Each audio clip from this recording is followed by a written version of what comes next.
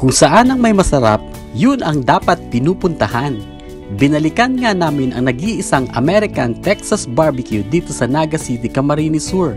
Ito po ay hindi pangkaraniwang barbecue dahil ito lang naman ay pinauusukan ng 7 hanggang 8 hours ang karne ng baboy gamit ang kahoy ng santol at kaimito. 10 hanggang 12 hours naman ang pausok nito sa karne ng baka. Ganun po yung kahaba. Effort talaga.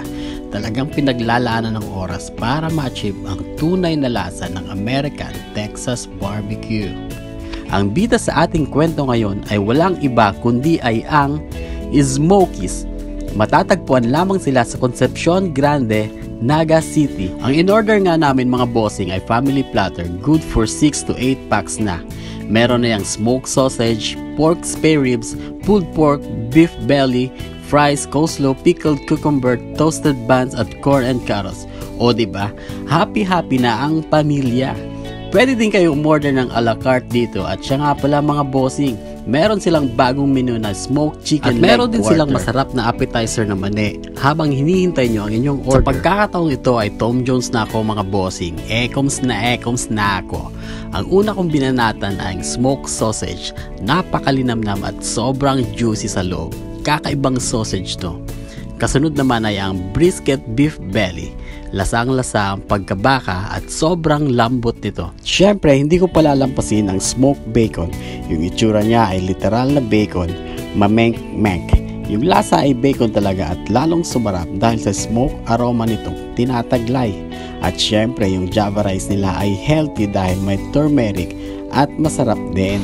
At hindi pa nga nagtatapos dyan mga bossing dahil kinabukasan ay bumalik kami sa Smokies para matikman ang kanilang mga snacks. Bagay na bagay sa init ng panahon ang kanilang lemonade series na may iba't ibang fruit flavor na talagang refreshing. Sarap. Meron sila ditong kakaibang nachos dahil hinaluan ito ng smoked pulled pork at loaded ito ng cheese sa ibabaw at talagang dito ko lang natikman sa buong buhay ko ang ganitong nachos. Grabe ang sarap. At wait mga bossing, there's more.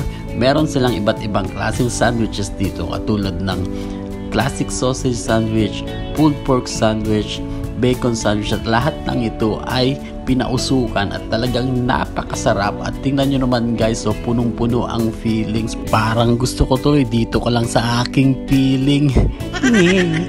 Tingnan nyo naman no, sobrang laki ng portion, hindi kasya sa bunganga ko. Nanalo talaga itong smoked sandwich nila to the highest level. Sulit ang pera nyo dito. Para sa akin, yung presyo ng ganitong American Texas barbecue style ay reasonable price na at syempre ginawa to sa mga kababayan nating lokal na gustong matikman ng Texas barbecue pero hindi makapunta sa US at abroad. Pwede din kayong order online para dun sa mga malalayo ang lugar. Smoke na tayo mga bossing!